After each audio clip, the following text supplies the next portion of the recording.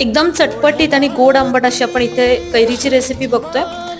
3 ते 4 चमचे आपल्याला कैरी जी आहे ती किसून घ्यायची आहे। जास्त कैरीचा वापर करायचा नाहीये।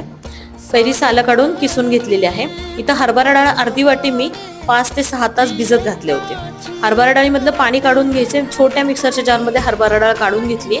2 इथं हिरव्या मिरच्यांचा आपण वापर करतोय आणि थोडंसं मीठ घालून आपल्याला ही जी डाळ आहे ती ओबडधोबड बारीक करून घ्यायची आहे।